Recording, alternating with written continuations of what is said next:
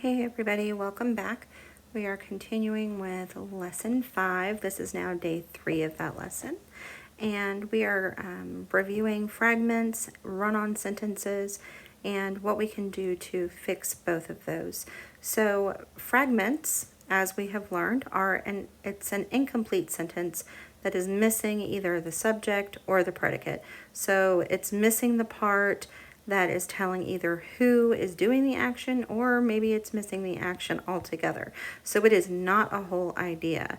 And a run-on sentence is just the opposite. It is a sentence with too many ideas. And I want you to kind of think of it as whenever someone is talking and they're just rambling and going on and on and on, and it doesn't seem like they're going to stop to take a breath at all, kind of like that. That's what a run-on sentence looks like on paper.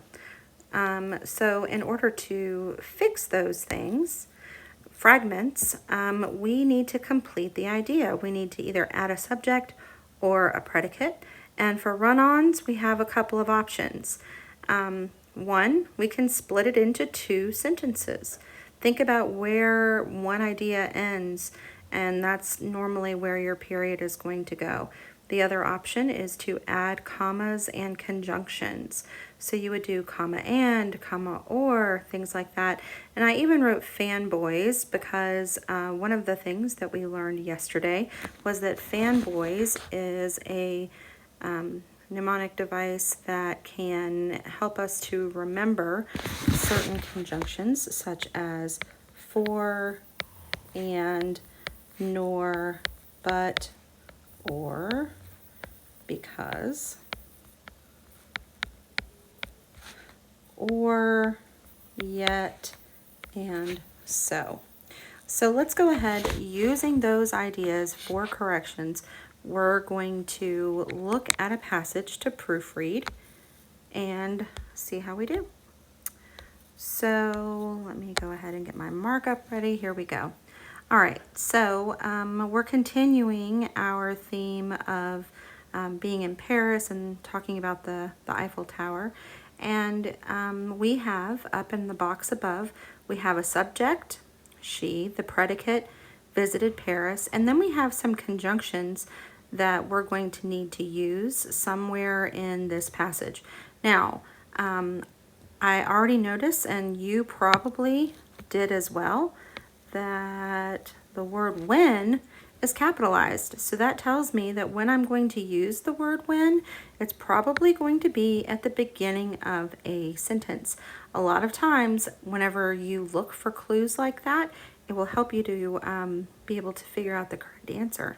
So before we also read this passage, I want to let you know that a couple of these conjunctions you may end up using more than once, or the subject, she. We may use that more than once as well, okay? So I'm going to read it through the first time with the punctuation as it's listed, and then we're going to go back through and we will dissect this paragraph and make some corrections. Last summer, my Aunt Sina. One day, my aunt went to see the Eiffel Tower. She was amazed by it.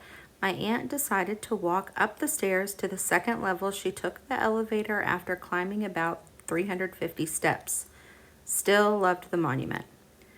She got to the top of the tower. She looked out at Paris in amazement. Aunt Sina didn't want to leave. She just stood there snapping photo after photo. She emailed me all 20 of them. They all looked alike. Okay, so this is a little bit of a hot mess. Let's see if we can help this writer out and make some corrections here. You probably heard right away in that very first line that there was an error there. Last summer, my Aunt Sina, well, we have the subject, we know who, but it didn't tell us what they did. So I need to add the predicate there. In order to add that predicate, I'm going to use that little caret that we talked about, and I'm going to put visited Paris, because that's going to tell me what she did. One day, my aunt went to see the Eiffel Tower. She was amazed by it. I could add a conjunction here between Eiffel Tower and she, since those are really two ideas, or I could just go ahead and split it into two sentences, since that's one of my options. So I think that's what I'm going to do actually. One day my aunt went to see the Eiffel Tower, period. I'm going to put that caret there so that I know that that's what I need to do. She was amazed by it. Since I'm adding that period there, I'm going to need to make sure that the next word is capitalized so that it indicates that that's the beginning of a sentence. My aunt decided to walk up the stairs to the second level. She took the elevator after climbing about 350 steps. Okay, so we're probably going to need to add a conjunction there. That's a lot of information. Where do you think that we should break this up? My aunt decided to walk up the stairs to the second level. She took the elevator after climbing about 350 steps. Well, I have the information about my aunt wanting to walk up the stairs to the second level, and then I have that other that noun again, renaming her, saying she took the elevator. So that's where my conjunction makes the most sense to put. So I'm going to put my little caret here, and I'm going to insert a comma. Let's see. And she took the elevator after climbing about 350 steps, but she took the elevator after climbing about 350 steps. And I know it's not going to be when, because when is capitalized.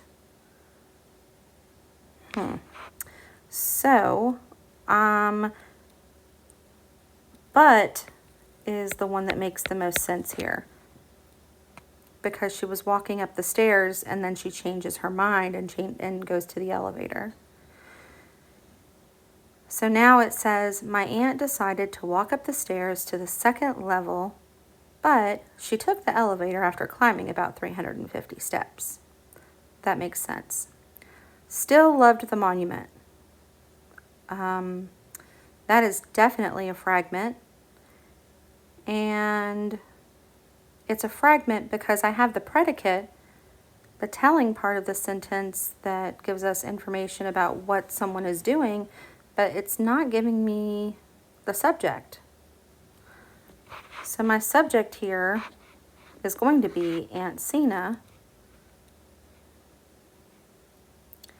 And so I am going to use my little caret, and I'm going to put she, since that's a subject that it gave me, still loved the monument. You should have caught that the word still is capitalized. Since I'm adding she and that's going to be capitalized, still is going to need to be lowercase because it's no longer the first word in that sentence. She got to the top of the tower. She looked out at Paris in amazement.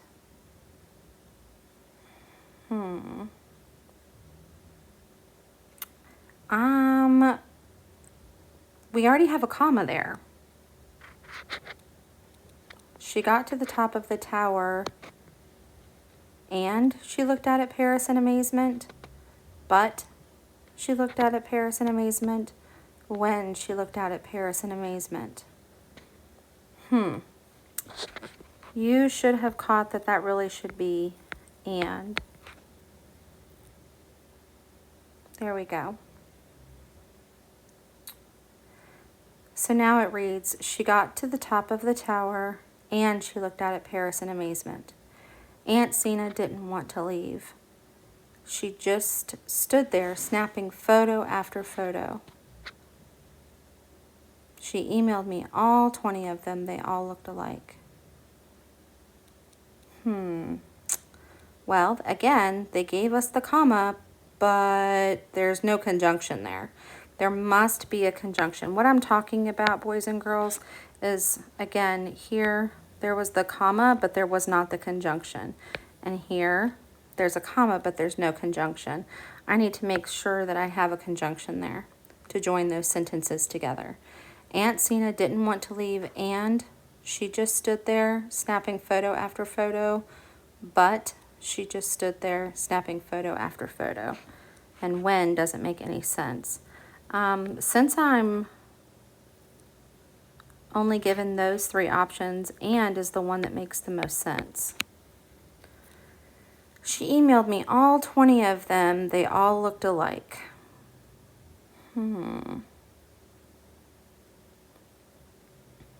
Well, there's not a comma, and I'm talking about her emailing me the pictures. It makes most sense for me to, instead of changing these into two separate sentences, adding a comma and the conjunction. Actually, let me go ahead and put my caret here. My caret. Ooh, what in the world? And comma, but they all looked alike. Now, you probably noticed that we didn't use the word when. We're going to reread this and see if I really did have to use it. Because sometimes the way that we fix things, the way that we edit things, we don't always have to end up using all of them. So let's reread now the way that we have it fixed and see what makes sense. Last summer, my Aunt Sina visited Paris. One day, my aunt went to see the Eiffel Tower.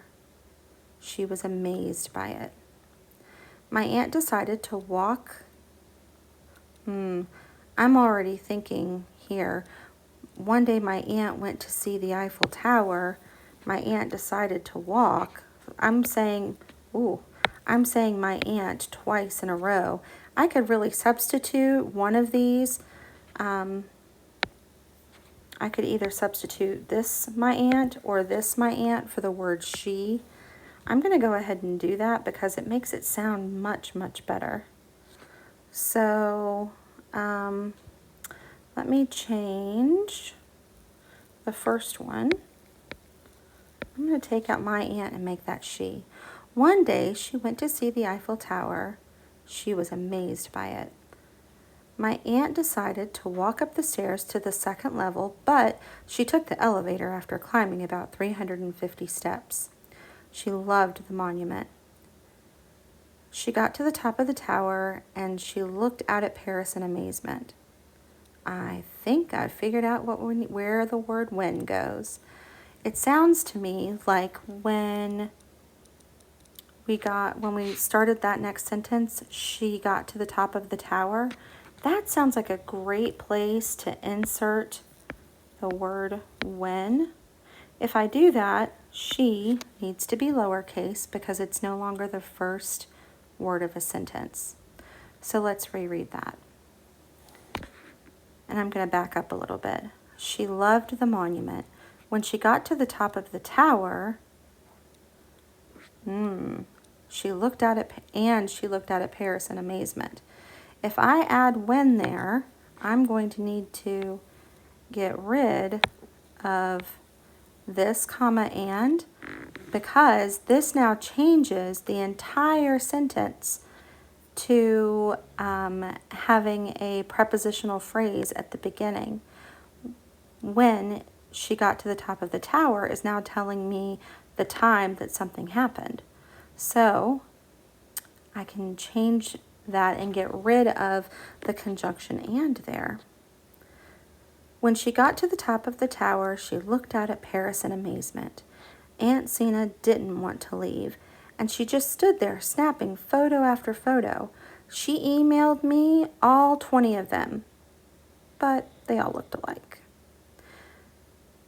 So us going through this passage, even though it took a little bit of time, it sounds so much better now that we have edited it. And even after we edit things one time, going back through and editing it twice helps us to catch even other mistakes that we can fix to make it sound so much better. Like whenever we changed my aunt to she in one of the places. and whenever we added the word when and got rid of the other conjunction after the word tower.